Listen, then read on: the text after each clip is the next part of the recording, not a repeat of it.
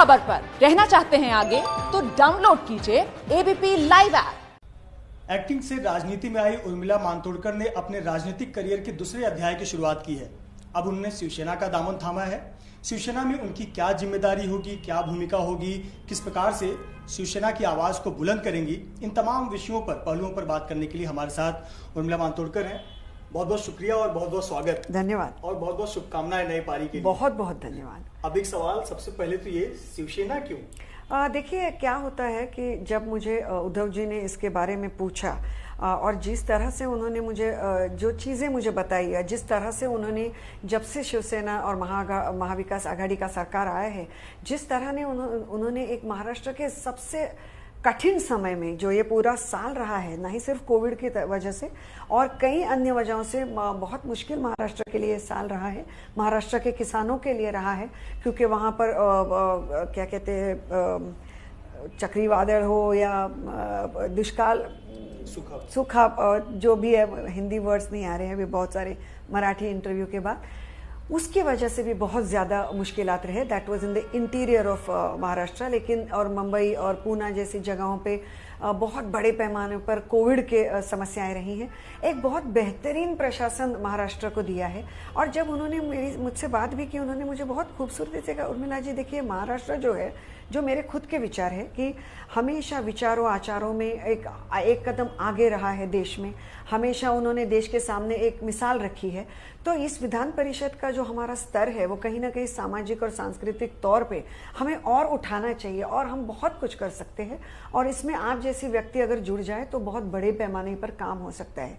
अब जब मैंने कांग्रेस छोड़ी, मैंने यही कहा था कि मैं लोगों के लिए काम करती रहूंगी, जो मैंने 1 बरस में करती रही हूं मैं अपने पैमाने पे। जब एक पार्टी का उसका आपको सपोर्ट मिलता है, वो एक और भी बहुत बड़े पैमाने पे हो सकता है। तो इसलिए मैंने सोचा कि मुझे ये जरूर करना चाहिए और इसलिए शिवसेना के साथ में हूँ। पर आपका जो पिछला अनुभव था वो बहुत शॉर्ट अनुभव था, और ये जो गुटबाजी होती है पार्टी में, लगभग सभी पार्टियों में होती है। अब वो तो बहुत दौर छोटा था। अब शिवसेना में आप ये कैसे सुनिश्चित करेंगे कि मेरा भविष्य यहाँ पर लंबा हो, मैं एक अच्छी जिम्मेदारी निभा सकूं? और कांग्रेस आपने छोड़ा, ये भी लोगों के मन में सवाल है कि जो शिवसेना आपको दे रही है, एमएलसी पद अभी फिलहाल दे रही है, ये तो कांग्रेस या अन्य पार्टी भी दे सकती थी। जी, बहुत सही कहा आपने। लेकिन मेरा वही मुद्दा है कि अगर मैं सिर्फ पद के लिए आती तो वो पद मैं कांग्रेस में लेके कांग्रेस में चली जाती। लेकिन मेरे कई अन्य शिकायतें थी वहां पर, जो मैं आज 1 बरस के बाद डिस्कस नहीं करना चाहती, क्योंकि मैं कांग्रेस के ऊपर कोई भी तरह की आलोचना या टीका टिप्पणी नहीं करना चाहती। वो बहुत बड़ा पक्ष है, पार्टी है, अपना भी बहुत बड़ा अच्छा काम कर रहे हैं।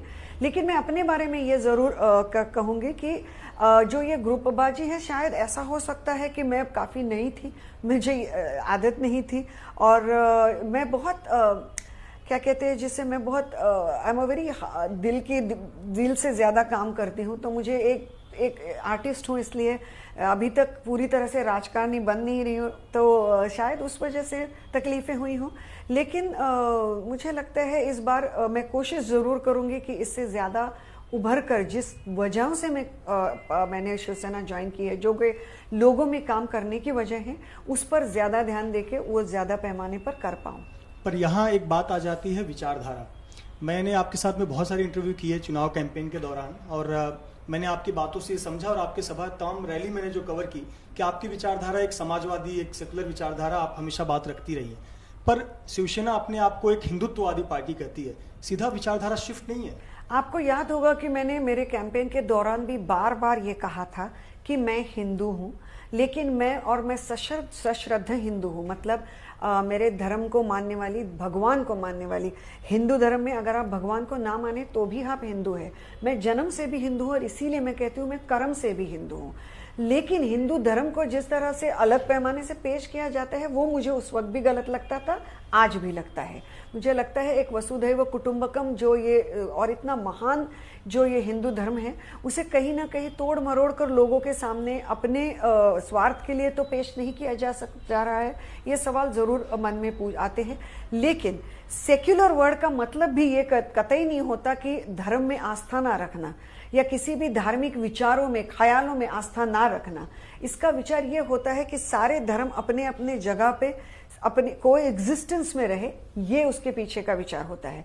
तो जिस तरह शिवसेना ने पावर में आने के बाद लोगों के लिए काम किया है, महत्वपूर्ण तो वो है ना।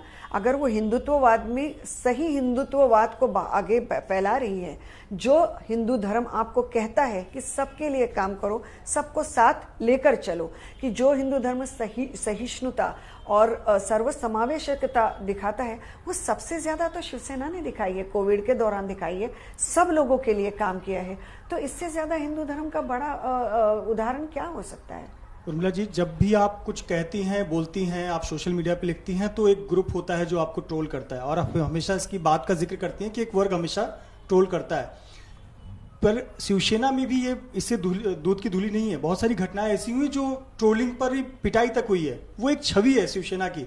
आपको नहीं लगता कि ये कहीं ना कहीं आपको पसंद नहीं आएगा? आपका जो स्वभाव है वो आपको पसंद नहीं आएगा। मैं शिवसेना की गुंडागर्दी की बात कर रहा हूं। मुझे लगता है कि गुंडागर्दी एक बरस में ऐसे तो कोई इंसिडेंट नहीं हुए हैं, बट एक हाथ दूसरा छोड़ के, कि जो कि बहुत बुरा हुआ, जो भी हुआ और गलत हुआ, इसमें कोई दो राय नहीं है।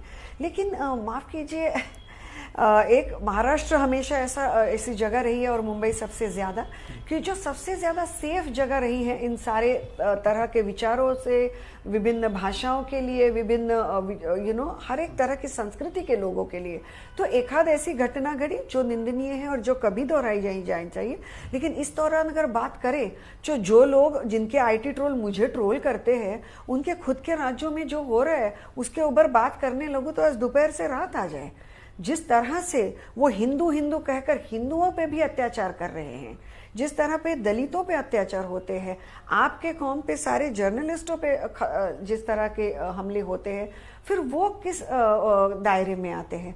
और ऐसी घटनाएं उठते बैठते बहुत बड़े बड़े राज्यों में घट रही हैं। मुझे लगता है उनके ऊपर भी ध्यान देना चाहिए और समझना चाहिए कि ये सब क्यों हो रहा है। अगर आखिर वहां पर हिंदुत्ववादी सरकार है, और अगर वही हिंदुत्व सही और बड़ा हिंदुत्व है, तो पहले तो उन्हें इन चीजों का जवाब देना चाहिए, बाकी चीजें बाद में बात करेंगे।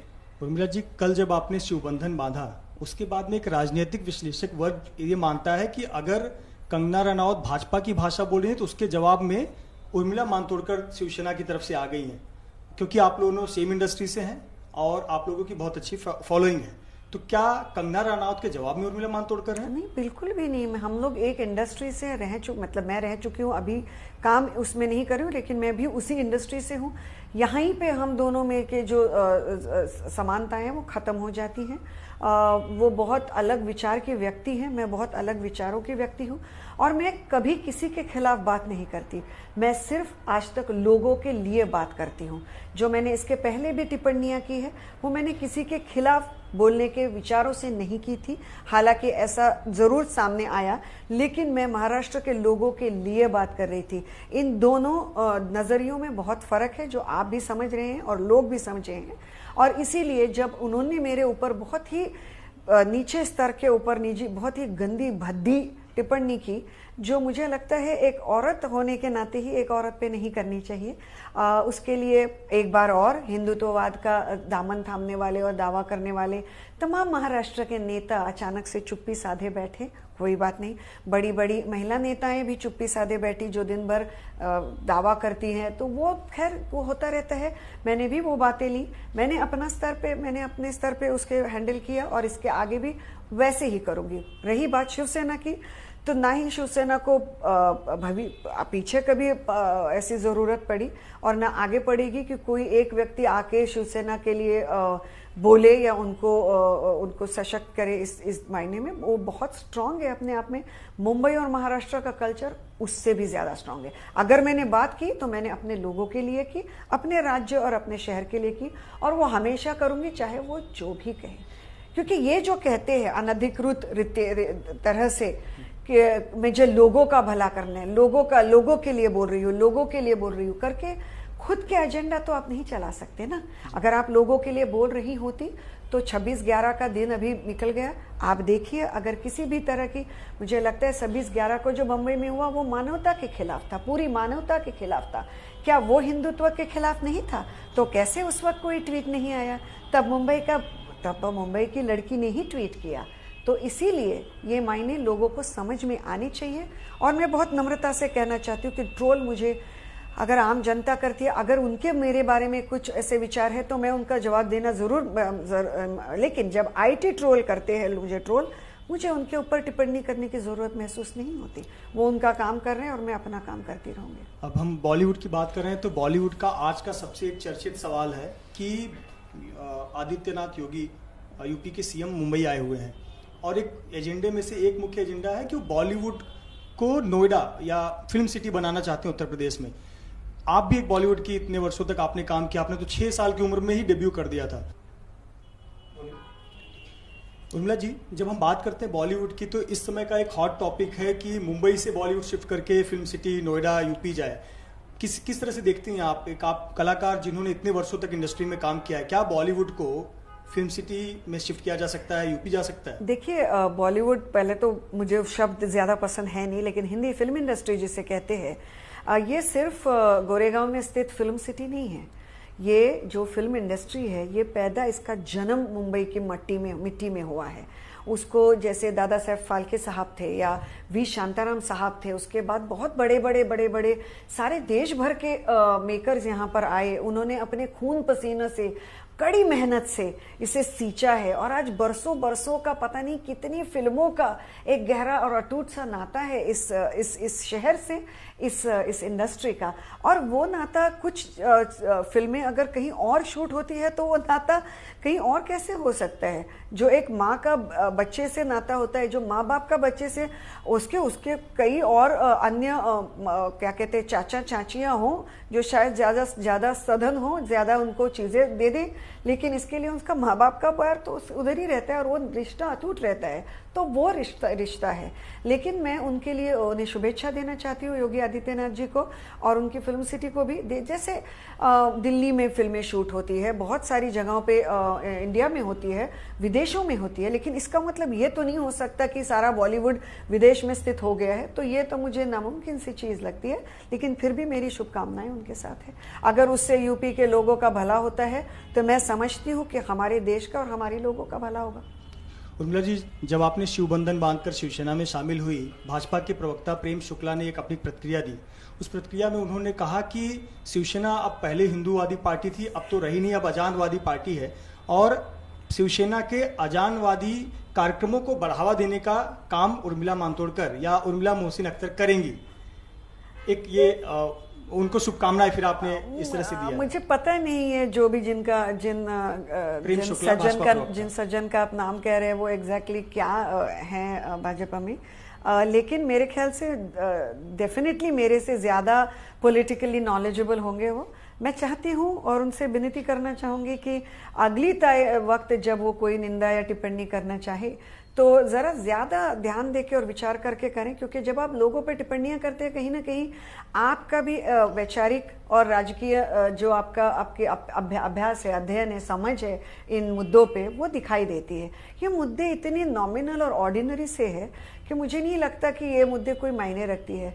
अगर निंदा करनी है तो मुझे लगता है सोच समझ के, बड़े पैमाने पर सक्षम निंदा हमेशा मेरे लिए मैं समझती हूँ, मैं कभी उसका ये नहीं करूँगी। लेकिन ये तो कोई मतलब, ये जरा मुझे बचकाना लगता है, इसके ऊपर कमेंट भी करना माफ कीजिए। हमने शिवसेना की बात की, बॉलीवुड की बात की, मैं थोड़ा सा राष्ट्रीय कुछ सवाल आपसे पूछना चाहूँगा। एक किसानों का मुद्दा बड़ा ही चर्चित है। आज 6वां दिन है जब किसान दिल्ली के बॉर्डर पर बैठे हुए हैं और लगातार मांग कर रहे हैं कि सरकार अपना जो नया बिल है या तो बदलाव करे या उसे वापस ले। और महाराष्ट्र से भी लगभग अब माहौल बन रहा है कि 12,000 किसान दिल्ली की तरफ कूच करेंगे। इस पर आपकी क्या प्रतिक्रिया है, जिस प्रकार से किसानों का आंदोलन चल रहा है? मैंने बार इसके ऊपर ट्वीट किए हैं और मेरी सीधी सादी समझ ये है कि जो लाल बहादुर शास्त्री जी ने हमें कहा कि जय जवान जय किसान, अब जवानों की बात हमेशा बताई जाती है, पुलवामा में की जाती है, उसकी दुहाइयाँ दी जाती है, ये है वो है, तो हम किसानों को कैसे भूल सकते हैं? हमारा कृषि प्रधान देश रह चुका है। हमारे देश के किसान हमारी सबसे बड़ी शान है। वो हमारी क्या कहते हैं, हमारा देश वो है सबसे पहले, बाकी सब बाद में आता है। तो मेरा बस एक नम्रतापूर्ण समझ में ये नहीं आ रहा कि अगर वो किसान आज इतनी कड़ी ठंड में रास्ते पर है, उनके बीवियां, बच्चे, बूढ़े, बुजुर्ग सब रास्ते पर है, तो एक इतना तो बनता है कि उन्हें बिठाया जाए, समझाया जाए और उनका क्या है, उनकी सोच मांगे, इसके ऊपर एक बहुत ही साजीदगी से समझना चाहिए। और मेरी पूरी उम्मीद है कि वो सरकार जल्द ही करेगी, उन्हें करना ही पड़ेगा। और मेरी विनती रहेगी कि वो जरूर करे, क्योंकि इस तरह तो नहीं चल सकता। क्योंकि जो वहां से फोटो आ रहे हैं, जो मैंने वहां से फुटेज देखी है, वो किसी भी इंसान को दहलाने वाली चीजें हैं और वो बहुत दुखद है। और मैं उम्मीद करती हूँ कि इसके ऊपर जल्द से जल्द सॉल्यूशन निकले। शिवसेना अब भाजपा के साथ नहीं है, ना केंद्र में है ना राज्य में है, अब शिवसेना अलग गठबंधन के साथ है। लेकिन कुछ मामलों पर शिवसेना उन एजेंडा को या उन मुद्दों को सपोर्ट करती है जो बीजेपी का एजेंडा है। राम मंदिर का समर्थन शिवसेना ने किया, धारा 370 का समर्थन किया, यहाँ तक कि जब महबूबा मुफ्ती कहती हैं कि भारत पाकिस्तान के बीच बातचीत हो, तब शिवसेना का स्टैंड ये है आज का संजय राउत जी का कि हमें अब बात करने का मतलब नहीं, 70 साल से हम बात ही कर रहे हैं, अब सीधा स्ट्राइक करो। तो ये जो स्टैंड है वो भाजपा से मिलता जुलता है। इस पर आपका क्या सोच है? धारा 370, राम मंदिर। देखिए, जैसा मैंने कहा कि ये सारे जो मुद्दे हैं, ये पहले के मुद्दे हैं। इसके ऊपर काफी टिप्पणियां हो चुकी है और इसके ऊपर टिप्पणियां होकर उसके क्या कहते हैं, उसका जो सारासार है वो बाहर आ चुका है। इसके ऊपर टिप्पणियां करते बैठने से मैं आगे की चीजों के ऊपर बात करना ज्यादा महत्वपूर्ण मानती हूँ। राम मंदिर भी बन चुका है, 370 भी आ चुका है, सारी चीजें तो हो चुकी है ना। तो अभी मैं हर अलग नई टिप्पणियां क्या करूंगी। मैं ये जरूर कहना चाहूंगी कि आने वाले वक्त में महाराष्ट्र में एक बहुत बड़े पैमाने पर किस तरह काम हमें करना है और हम जरूर करेंगे। और हर तरह से महाराष्ट्र को आगे लेकर जाने में, जो कि बहुत मुश्किल होगा क्योंकि बहुत तरह के विरोध और जो बहुत अलग वजहों के विरोध किए जा रहे हैं हमेशा हर एक चीज पे, उठने बैठने पे, उन विरोधों को बाजू में करते हुए सशक्त दिमाग से और बहुत कठोर परिश्रम से सिर्फ महाराष्ट्र के लोगों को आगे लेकर जाने के लिए मेरे प्रयास रहेंगे। खत्म। देश के कई राज्यों में जहां जहां भाजपा की सरकार है, लव जिहाद को लेकर कानून बनाया जा रहा है। कई लोग महाराष्ट्र में भी आवाज उठा रहे हैं और कई लोग तो आपके निजी पारिवारिक जो आपके पति हैं संबंध जोड़कर बताते हैं, आप उदाहरण देने लगते हैं। मैं तो, जरूर एक लव जिहाद पे, इस लव जिहाद पर आपका क्या? मैं आपको एक छोटी सी कहानी सुना देती हूँ। कहानियां सबको अच्छी लगती है। पिछले बरस महाराष्ट्र में भयानक बाढ़ आई और उसके 2 हफ्ते पहले ही कश्मीर में भी 370 लगाया गया था। और जाहिर सी बात है, जाहिर वजहों की वजह से कम्युनिकेशन पूरी तरह से कट किया गया था। मेरे पति जो कि कश्मीरी मुसलमान हैं, उनकी अपने माता पिता से 2 हफ्तों से बात नहीं हो पा रही थी। दोनों माता पिता को शुगर, डायबिटीज और ब्लड प्रेशर के प्रॉब्लम्स थे। ना ही वो वहाँ जा सकते थे उस वक्त, क्योंकि वो संभव नहीं था। और इस सारे के बीच में एक बहुत बहुत भयानक बाढ़ आई महाराष्ट्र में और मैंने डिसीजन लिया कि इस बाढ़ग्रस्त एरिया में मुझे जाना चाहिए। तो उन बाढ़ग्रस्त एरिया में मैं 3 दिन पर थी। मैंने जो मेरे से हो पाया वो कोल्हापुर, सांगली, इचलकरंजी, सातारा, इन सारी जगहों में इंटीरियर में घुस के मैंने काम किया। मैंने मीडिया को नहीं बताया था, क्योंकि मीडिया को सिर्फ प्रसिद्धि पाने के लिए, या जैसे कुछ नेता जाते हैं फिर बाढ़ग्रस्त एरिया में, पता नहीं आपको पता है या नहीं, वो नाव में बैठ के सेल्फी भी खिंचाते हैं। ऐसे नेताओं का उस वक्त सत्ता थी। लेकिन हमने एक भी मीडिया वाले को, आप जानते हैं मैं कितना मीडिया लेकर जा सकती थी, मीडिया मेरे साथ वैसे भी आ जाता, ये सब ना करते हुए अगर मैं ये सब कर सकी, उनके बीच जाके 3 दिन रात मैं अगर उनके बिता सकी, तो इसकी वजह ये थी कि मेरे कश्मीरी मुस्लिम पति मेरे साथ कंधे से कंधा लगा के वहां मेरे साथ खड़े थे। तो ये होता है, हमारे देश की ये परंपरा है, हमारे देश की ये सोच है और हमारे देश के यही विचार है। सो इन विचारों से कृपा करके अपने छोटे छोटे स्वार्थ के लिए दूर ना भटके, कृपा करके लोगों के भले का सोचे, ना कि ये छोटे छोटे हर एक 2 महीने में नई चीज लेकर आते हैं, कभी ये कभी वो कभी वो कभी। मुझे लगता है बड़े पैमानों पर बात कब होगी बात कि क्यों जीडीपी यहां तक आ पहुंची है, जहां थी उससे भी नीचे आ पहुंची है। क्यों होगी, कब होगी बात कि जब चीन में एक गांव के अंदर 10 किलोमीटर का रास्ता बन चुका है, उसके ऊपर कब होगी बात? बेरोजगारी पे कब होगी बात उन लोगों पे जिनके ऊपर यूएपीए, एनएसए जैसे कानून लगा के उन्हें अंदर बिठाया जाता है, जो पत्रकार आपके जैसा अगर सिर्फ वहां पे रिपोर्टिंग करने चला गया होता है। ऐसे बहुत सारे मुद्दे हैं ना, तो इन मुद्दों पे बात करते हैं। और जो मैंने आपको कहानी अभी सुनाई, ये हमारे देश की परंपरा है और यही हमारे देश का इतिहास है। एक आखिरी सवाल, शिवसेना में आपका रोल क्या होगा? क्या शिवसेना का जो महिला मोर्चा है उसे मजबूत करने की जिम्मेदारी मिलेगी? अगर आपको मनोनीत किया गया एमएलसी के लिए शिवसेना की तरफ से, तो आपकी जिम्मेदारियां क्या होगी? भविष्य आप किस तरह से देखते हैं शिवसेना में अपने काम को लेकर? देखिए, दरअसल ये सारे सवाल, क्योंकि मैं, जैसे मैंने कहा, मैं अभी तक राजनेता तो ये भी हूँ नहीं, तो मैंने ये सारे सवाल कभी पूछे नहीं उद्धव जी से। वो जो भी मेरे ऊपर जिम्मेदारी देंगे वो मैं सर आंखों पर लूंगी। और मैं महिला अगाड़ी क्या संभालूंगी, उनकी महिला अगाड़ी अपने आप में जबरदस्त स्ट्रांग है और शिवसैनिक उससे भी स्ट्रांग है। इन सारों के बीच में अगर मैं काम करके शिवसेना के कामों को और समाज सेवा को अगर आगे अलग पैमाने कर ले जा सकती हूँ, और अगर मुझे एमएलसी मिलती है और मैं विधान परिषद में जाती हूँ, तो मैं ज़रूर महिलाओं के ही बहुत सारे मुद्दों पर काम करना चाहती हूँ, क्योंकि घर की महिला हमेशा पीछे छोड़ जाती है। घर में तकलीफ होती है, महिला आगे होती है, लेकिन घर में कम पैसा आता है, महिला और उसकी जो ज़रूरतें हैं पीछे पड़ जाती है। घर के बच्चों के लिए सबसे बेहतरीन क्या कहते हैं, एजुकेशन मिले उन हमारे सारे ही महाराष्ट्र के घरों में, ये और महिलाओं के लिए ज़्यादा से ज़्यादा काम हो, ये मेरे सबसे ज़्यादा महत्वपूर्ण मुद्दे ज़रूर रहेंगे।